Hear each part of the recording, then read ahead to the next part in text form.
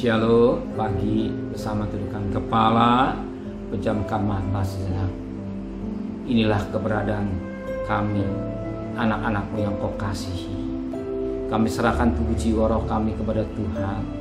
Kami bersyukur kau pelihara kami dan tubuh yang sehat. Maka sebelum kami mengadakan lain, kami mengadakan mesbah keluarga dan mesbah pribadi. Kami menaikkan pujian penyembahan. Kami rindu mendengarkan renungan firman-Mu, ungkapkan firman-Mu sehingga kami boleh mengerti akan firman lebih baik, dan kami juga menaikkan doa syafaat kepada Tuhan. Haleluya. Amin. Shalom pagi. Mari sama-sama kita buka firman Tuhan. Kisah Para Rasul pasal 15. Kisah Para Rasul pasal 15 ayat pertama sampai ayat yang ke-21. Kisah Para Rasul pasal 15 ayat pertama sampai ayat 21. Sidang di Yerusalem. Beberapa orang datang dari Yudea ke Antiokhia dan mengajar para saudara-saudara di situ. Jika kamu tidak disunat menurut adat istiadat yang diwariskan oleh Musa, kamu tidak dapat diselamatkan. Tapi Paulus dan Barnabas dengan keras melawan dan membantah pendapat mereka itu. Akhirnya ditetapkan supaya Paulus dan Barnabas serta beberapa orang lain dari jemaat itu pergi kepada rasul-rasul dan pentolan di Yerusalem untuk membicarakan soal itu. Mereka diantarkan oleh jemaat sampai keluar kota, lalu mereka berjalan melalui Finisia dan Samaria. Di tempat-tempat itu mereka menceritakan tentang pertobatan orang-orang yang tidak mengenal Allah. Hal itu sangat mengembirakan hati saudara-saudara di situ. Setibanya di Yerusalem, mereka disambut oleh jemaat dan oleh rasul-rasul dan pendeta-pendeta. Lalu mereka menceritakan segala sesuatu yang Allah lakukan dengan perantara mereka. Tapi beberapa orang dari golongan Farisi yang telah menjadi percaya datang dan berkata, orang-orang bukan Yahudi harus disunat dan diwajibkan untuk menurut hukum Taurat, hukum Musa. Maka bersidanglah rasul-rasul dan pendeta-pendeta untuk membicarakan hal soal itu. Sesudah beberapa waktu lamanya berlangsung pertukaran pikiran mengenai soal itu, berdirilah Petrus dan berkata kepada mereka, "Hei saudara, kamu tahu bahwa aku telah sejak mula Allah memilih aku dari antara kamu. Sesuai dengan perantara mulutku, bangsa-bangsa lain mendengar berita Injil dan menjadi percaya. Dan Allah yang mengenal hati manusia telah menyatakan kehendaknya untuk menerima mereka. Sebab ia mengaruniakan Roh Kudus juga kepada mereka, sama seperti kepada kita. Dan ia sama sekali tidak mengadakan perbedaan antara kita dengan mereka. Sudah ia menyucikan hati mereka oleh iman. Kalau demikian, mengapa kamu mau mencobai Allah dengan meletakkan pada murid-murid itu suatu kuk yang tidak dapat dipikul, baik oleh nenek moyang kita maupun oleh kita sendiri? Sebaliknya kita percaya bahwa oleh kasih karunia Tuhan Yesus Kristus kita akan beroleh keselamatan sama seperti kamu juga. Maka berdiamlah seluruh umat itu. Lalu mereka mendengarkan Paulus dan Barnabas menceritakan segala tanda dan mukjizat yang dilakukan Allah dengan perantara mereka di tengah-tengah bangsa-bangsa lain. Saat Paulus dan Barnabas selesai berbicara, berkatalah Yakobus, "Hai saudara-saudara, dengarkanlah aku. Simon telah menceritakan bahwa sejak semula Allah menunjukkan rahmat-Nya kepada bangsa-bangsa lain, yaitu dengan memilih suatu umat dari antara mereka bagi nama-Nya. Hal itu sesuai dengan ucapan-ucapan para nabi seperti yang tertulis.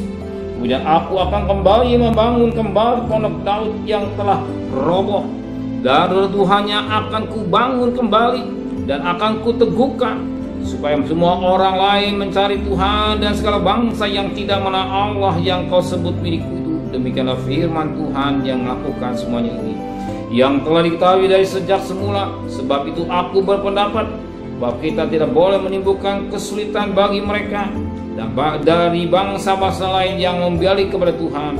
Tapi kita harus menulis surat kepada mereka, supaya mereka menjauhkan diri dari makanan yang telah dicemarkan berhala-berhala, dari pecah bulan dan daging binatang yang mati cekik, dan dari darah. Sebab sejak zaman dahulu hukum Musa ditetapkan di tiap-tiap kota, dan sampai sekarang hukum itu dibacakan tiap-tiap hari Sabat di rumah-rumah ibadah. Puji Tuhan. Di sini dalam sidang di Yerusalem terjadi hal-hal yang tidak baik.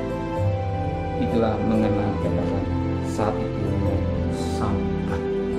Sebagaimana firman Allah pada ayat yang ke-1, berapa orang datang dari Yudea, Antiokhia dan mengajar kepada saudara-saudara di situ, jikalau kamu tidak disunat adat istiadat yang diwariskan oleh Musa, kamu tidak dapat diselamatkan. Ayat 2, Paulus dan Barnabas dengan keras melawan dan membantah pendapat mereka. Di sini, tanpa disunat tidak akan diselamatkan. Tanpa disunat tidak akan diselamatkan. Tetapi Paulus dan Barnabas dengan keras melawan. Kenapa demikian? Sebab firman Allah berkata dalam Roma pasal 2. Roma pasal 2 ayat yang ke-25. Sunat memang ada gunanya jikalau engkau mentaati hukum Taurat. Tapi jika engkau melanggar hukum Taurat, maka sunatmu tidak ada lagi gunanya. Jadi jika orang yang tak bersunat memperhatikan ketentuan hukum Taurat, tidakkah ia dianggap sama dengan orang-orang yang telah disunat? Jika demikian, maka orang yang tak bersunat tetapi yang melakukan hukum Taurat akan dihakim kamu yang punya hukum tertulis dan sunat, tetapi yang dilanggar hukum Taurat. Sebab yang disebut Yahudi bukanlah orang yang lahiriah Yahudi, dan yang disebut sunat bukanlah sunat yang dilangsungkan secara lahiriah. Tapi orang Yahudi sejati ialah dia yang tidak tampak keyahudian, dan sunat ialah sunat di dalam hati secara rohani, bukan secara hurufiah. Maka puja baginya datang bukan dari manusia, melainkan dari Allah. Sunat di dalam hati secara roh. Yang utama itulah sunat di dalam hati. Apa? Hatinya bertanda darah. Hatinya ada tanda darah. Hatinya tanda darah. Kalau tanda darah, firman Allah berkata pada Rasul-Rasul 15 ayat ke-11, sebaiknya kita percaya bahwa oleh karena kasih karunia Tuhan Yesus Kristus kita akan beroleh keselamatan sama seperti mereka. Oleh karena korban, oleh karena darah yang tertumpah di Golgota, hati kita disunat. Sebab kita percaya diselamatkan karena kasih karunia Yesus Kristus.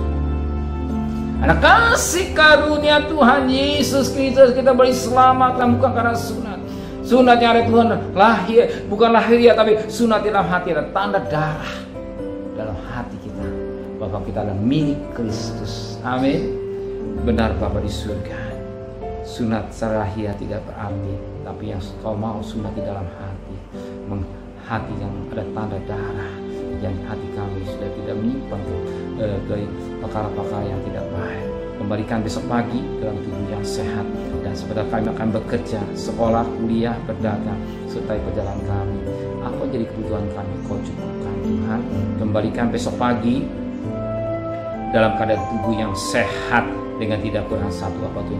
Berkati Bapak Presiden, Wakil Presiden, para Menteri, para Gubernur, para Bupati, para Wali Kota, para Camat, para Lurah, para RW, para RT, para medis, para relawan, para TNI, para Polri, bahkan mereka yang bekerja sedepan. Yang patut kami berterima kasih kepada Tuhan, pandemi menjadi endemi dan negara kami tetap diberkati oleh Tuhan, dan kami bersyukur Engkau cinta buat tanah air Indonesia. Dan kekasih di malah berkat nikmat dari Allah Bapa, cinta kasih sayang dari Tuhan Yesus Kristus, dan berkat Roh Kudus menyertai saudara hari ini sampai Maranatha Tuhan Yesus datang. Yang cinta Dia katakan amin. Tuhan memberkati.